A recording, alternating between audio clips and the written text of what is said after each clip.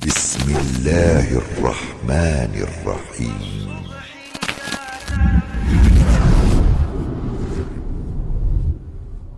وحده لا شريك له وأشهد أن محمدا عبده ورسوله.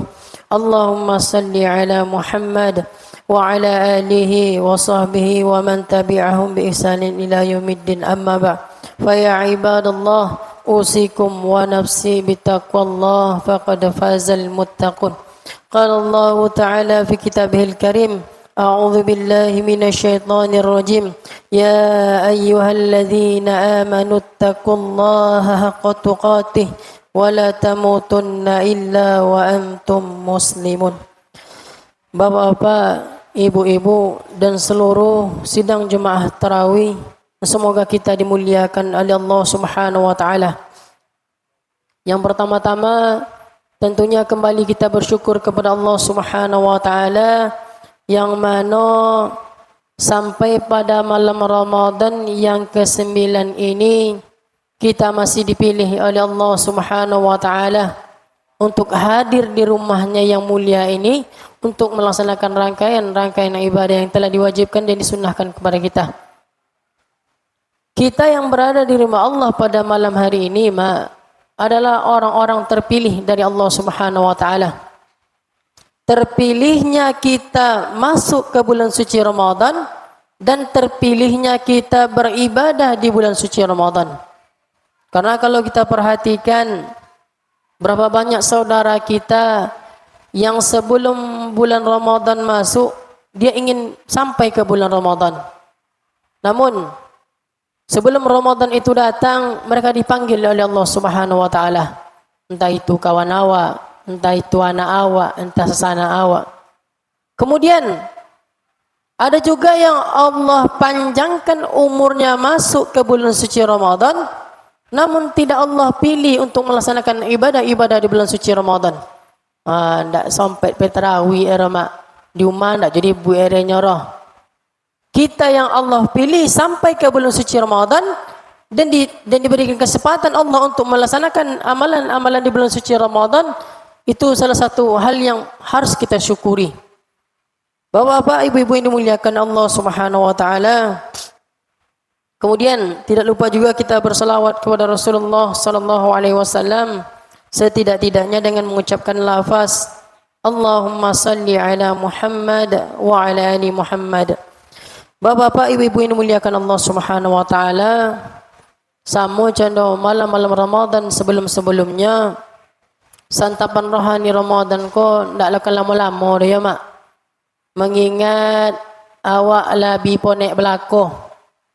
Ada yang ponek dek bakojo sambil puasa. Ada pula yang ponek dek memasak-masak aja. Ada pula yang ponek membuat-buat ponek ajinya. Ndak puasa dah tapi ponek lepas dong puasa candole kan. Kemudian ada pula awak kon ponek dek lolok-lolok aja. Cuaca le memungkinkan untuk lolok tahu kan. Jadi lolok aja. Walaupun demikian, kita hadir di rumah Allah Subhanahu wa taala ini dan santapan hari Ramadan kok memang ndak akan lama-lama karena yang hadir malam eko ndak buya nasi yo buya berbeda dengan malam-malam sebelumnya.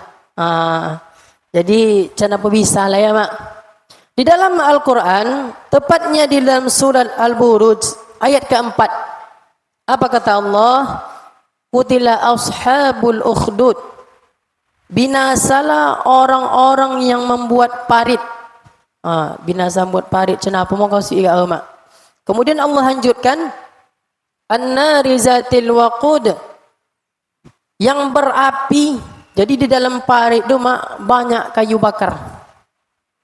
Idhum 'alaiha qu'ud, ketika mereka duduk di sekitarnya, wa hum 'ala ma yaf'aluna bil mu'minina syuhud, sedang mereka menyaksikan apa yang mereka perbuat terhadap orang-orang mukmin. Jadi ayat itu adalah ayat yang sangat menyedihkan. Ujian berat terhadap orang-orang yang beriman kepada Allah Subhanahu wa taala. Ujian berat kepada orang-orang yang bertauhid kepada Allah Subhanahu wa taala. Dan ayat ini juga mengisahkan tentang seorang pemuda yang apabila anak muda ini masuk tauhid ke dalam dirinya, bak bahasa awak kini mak ya, kalau masuk kaji ke dalam anak muda roh, maka anak muda itu akan sangat sulit untuk digoyahkan. Jadi kalau bahasa awak, kalau anak muda mengaji, masuk kaji ke dalam dirinya mak, mereka akan sangat sulit untuk digoyahkan. Namun yang menjadi persoalan kini leciknya mak. Kalau awak tengok anak-anak muda awak kini lah mabuk dek HP aja mak. Boleh awak tengok lumarnya mak. Kok ada anak awak produksi ke atau kelaki.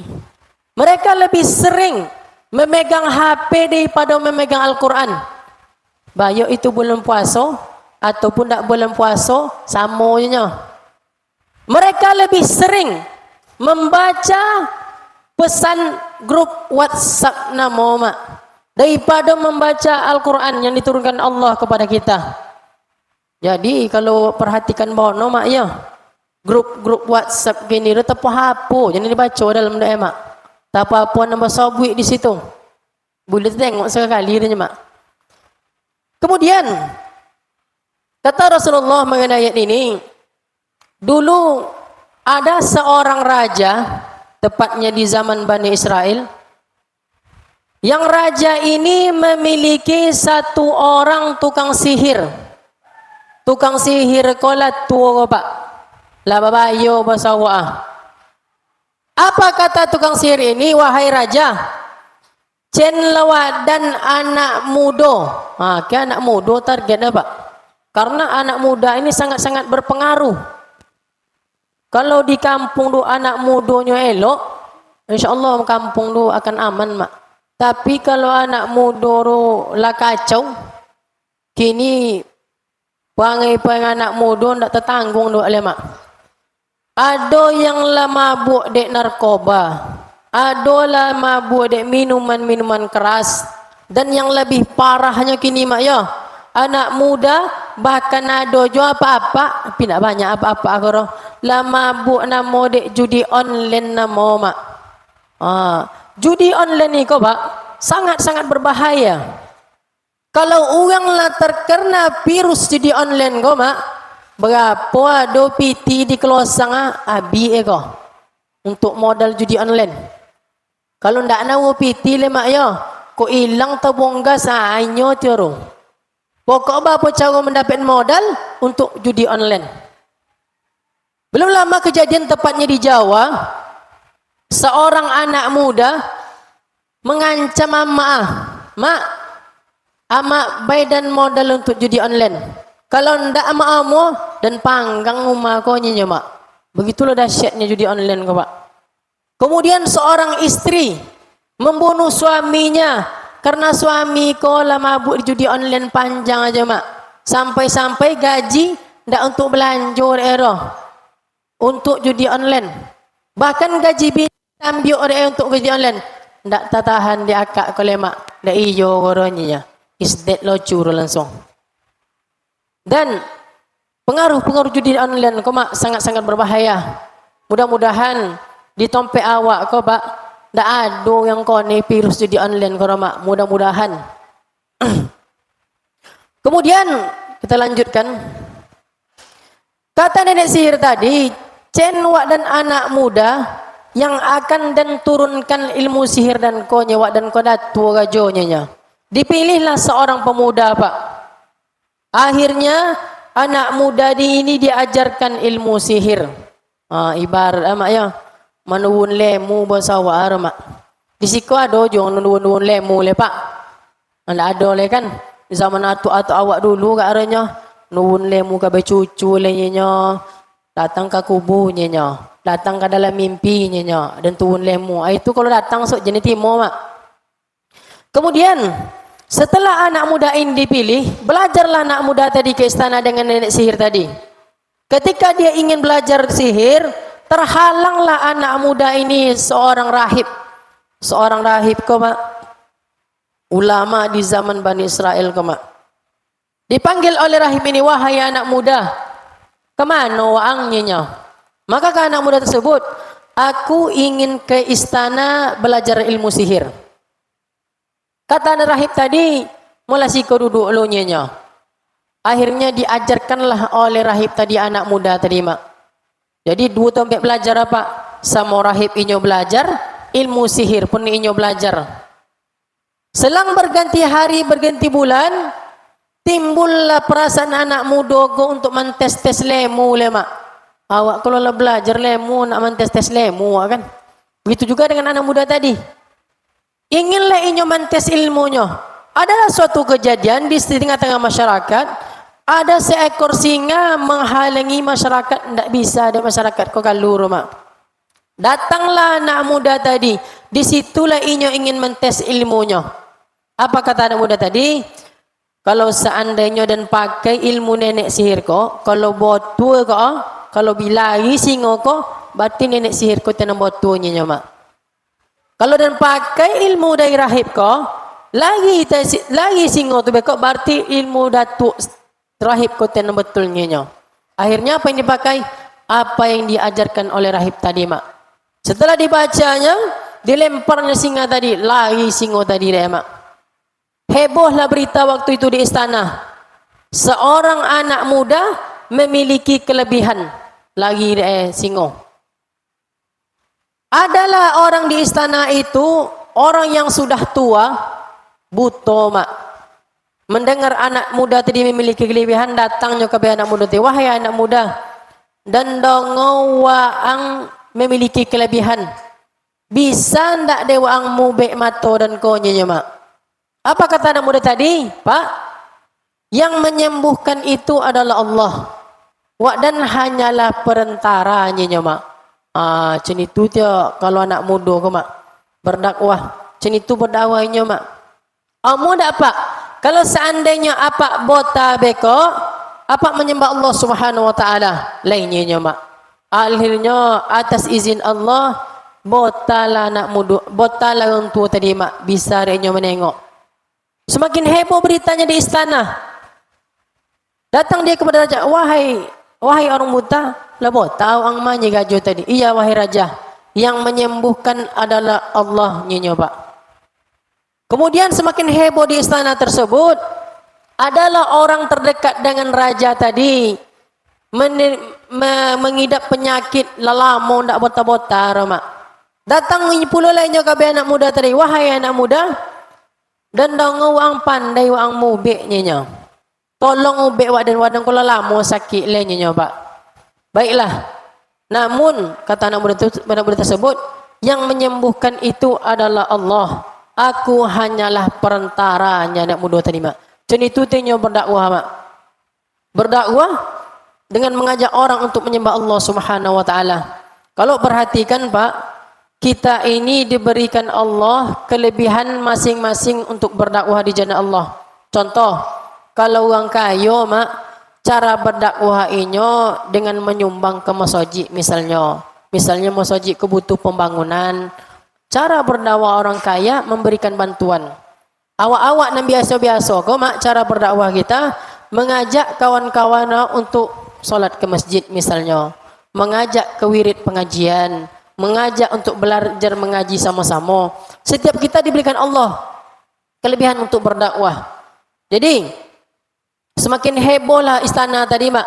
Anak muda kembali menyembuhkan orang yang sudah lama sakit. Dipanggillah anak muda tadi oleh raja.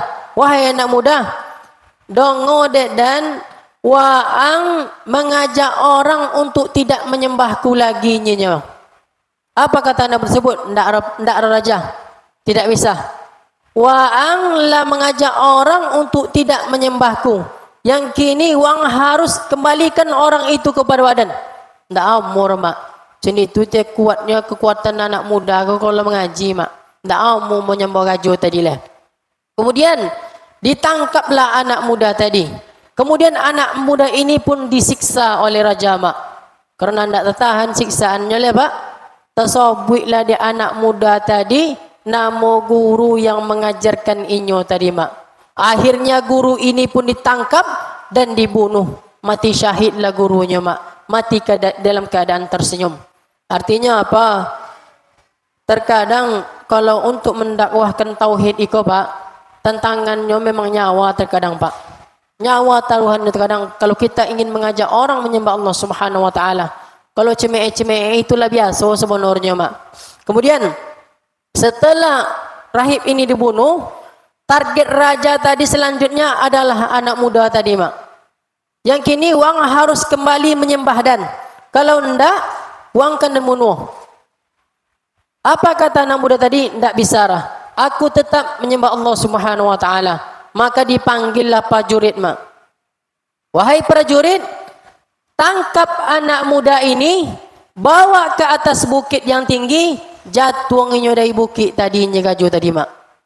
Dibuklah dia pasukan tadi, anak muda tadi ke bukit yang tinggi. Sesampai di atas bukit, anak muda ini diberikan kesempatan sekali lagi. Wahai anak muda, Wang kamu tidak menyembah raja. Kalau tidak, Wang kami compang. Apakah anak muda tadi Mak? Tidak.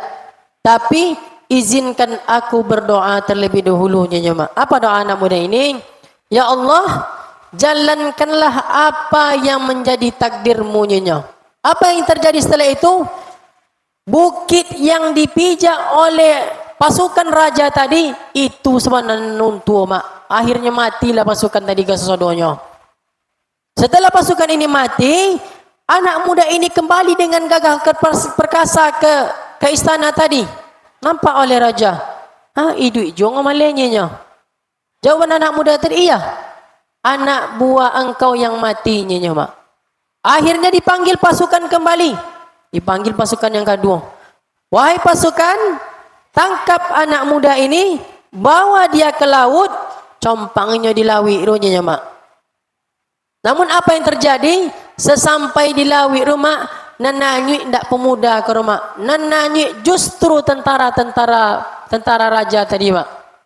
Kembali lagi anak muda tadi ke istana dengan gagah perkasa, dengan berani.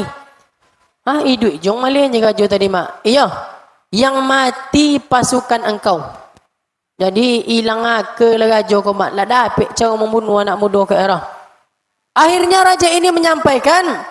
Akhirnya anak muda menyampaikan, wahai raja, jikalau engkau ingin membunuh aku, ambil anak panah yang berada di pundakku ini, kumpulkan seluruh masyarakat, sebelum menembakkan panah itu, ajak seluruh masyarakat mengucapkan kalimat La ilaha illallah Nyonya Mak. Tembang panah tu kowe dan beko Nyonya. Akhirnya sonanglah 3 joko Mak. Dapet cago membunuh anak muda kau Dikumpulkanlah seluruh masyarakat waktu itu. Seluruh masyarakat dikumpulkan dan Algojo lah bersiap-siap untuk menembak agama. Algojo adalah orang yang mengeksekusi hukuman mati Mak. Kalau hukuman gantung dan menggantung itu Algojo nomor Mak. Bersiaplah Algojonya. Apa kata raja kepada seluruh masyarakat waktu itu? Mari sama-sama kita mengucapkan kalimat La ilaha illallah. Setelah itu diambil anak panah tadi, ditembakkan ke anak muda tadi. Akhirnya anak muda itu pun mati syahid, mati dalam keadaan tersenyum. Artinya kami ulang kembali Pak, untuk mendakwahkan ilmu tauhid kau Pak, mengajak orang kepada Allah itu Mak, itu memang terkadang nyawa tantangan Mak. Nyawa. Kalau cemee tadi lah sebut kan, awak kau duk cemee doang. Padahal kita ingin mengajak orang kepada Allah Subhanahu wa taala. Akhirnya setelah kejadian itu, masyarakat pun sadar Mak, upo-uposanan yang betul itu adalah Tuhan yang disembah anak muda tadinya. Semakin paniklah raja Mak. Akhirnya seluruh masyarakat waktu itu menyembah Allah Subhanahu wa taala. Sini itu Mak, inyo rela mengorbankan dirinya supaya orang kembali kepada Allah Subhanahu wa taala. Panik raja karena masyarakat sudah tidak menyembahnya lagi dan masyarakat ini bertauhid, beriman kepada Allah Subhanahu wa taala. Diancamlah dek gajo oleh Mak. Wahai masyarakat, kalian harus kembali menyembahku ni raja tadi Pak. Karena kalau tidak, kandan panggang kalian ke sesodonya Mak. Karena iman sudah menancap di hati masyarakat tadi Mak. Ndak takwi loh Mak. Akhirnya dibuatlah dek gajo parit. Itulah parit yang di dalam surat Al-Burj tadi Mak. Dibuat dek gajo parit besar. Kemudian di dalam parit itu dimasukkan kayu bakar yang banyak. Akhirnya dibakarlah hidup-hidup masyarakat waktu itu, mak. Macam itu tahu ujian orang-orang terdahulu, mak. Dibakar, dimasukkan ke dalam parit yang besar tadi karena keimanannya kepada Allah Subhanahu wa taala. Ada salah seorang ibu dan seorang anak ketek kau didukung ni ama. Kemudian ibu ini timbul keraguan di dalam dirinya, mak. Tojun atau ndak ke dalam api kau? Apa kata anaknya? Tiba-tiba anaknya berbicara, tojunlah maknya. Kita di dalam ke jalan yang benar. Akhirnya tojunlah anak dengan amak tadi, mak. Sini tu dia ujian orang-orang terdahulu keimanannya, mak. Kalau awak dibong ke zaman awak kini, mak ya. Ulun apa-apa ujian ke awak ke boleh, mak. Awak masaji ancak, kipi angin banyak, masaji elok ndak jual apa masaji kira, pak. Kalau awak tengok di luar sana, apalagi di daerah Palestina tu, pak. Masaji ndak boleh, pak. Namun kita Allah berikan peluang untuk ke masjid, ndak jua amu masaji ke mak. Ujian awak tidak sebesar ujian orang-orang terlebih dahulu. Ulun seberapa ujian awak boleh, pak. Orang terdahulu nyawa taruhannya, namun mereka tetap beriman kepada Allah Subhanahu wa taala. Mungkin pada malam hari ini hanya itu yang dapat kami sampaikan. Lebih dan kurang kami mohon maaf apabila ada salah ucapan ataupun kata-kata kami tidak topik pada tompeknya, kami mohon dimaafkan. Wabillahi taufik wal hidayah. Assalamualaikum warahmatullahi wabarakatuh.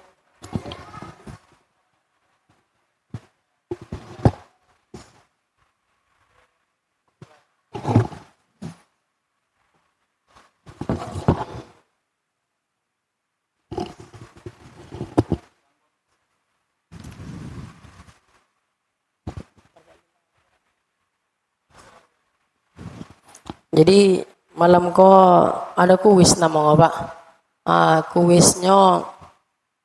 Kuisnya tidak ada payah-payah benar, mak. Hal-hal yang berkaitan dengan apa yang kami sampaikan tadi. Pertanyaan pertama adalah dari ayat yang kami sampaikan tadi tentang surat Al-Buruj tadi, ayat kabapo kutila ashabul ukhdud. Cuma itu pertanyaannya. Ayat ke berapa? Mungkin anakku banyak yang hafal kayaknya. Utila ashabul ukhdud.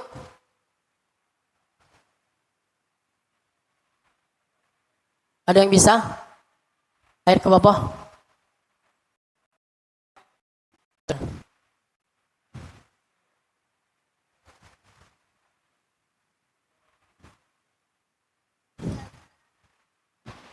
Ayat keempat. Betul.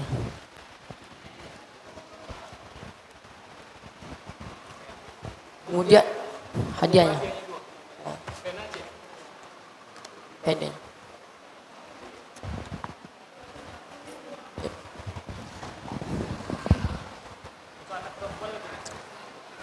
Kemudian pertanyaan kedua untuk anak-anak perempuan. Pertanyaan lalu yang payah-payah kan. Jadi dari ayat yang kami sampaikan tadi sampai ayat keberapa tentang mereka orang-orang mukmin itu disiksa oleh raja tadi, ayat keberapa? Dimulai tadi ayat keempat, ayat yang kami kebacakan tadi sampai ayat keberapa? Sampai ke berapa? Wa hum ala ma yaf'aluna bil mu'minin. Ayat ke berapa dah? Hafalan anak pokoknya. Wa hum ala ma yaf'aluna bil mu'minin. Siapa yang bisa?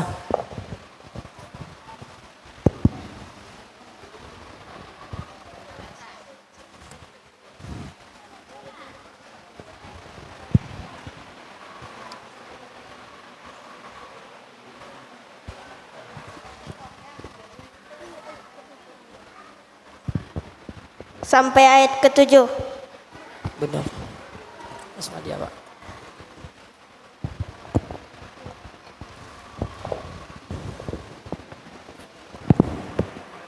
Baiklah, mungkin hanya itu yang dapat kami sampaikan. Wabillahi taufik wal hidayah. Assalamualaikum warahmatullahi wabarakatuh.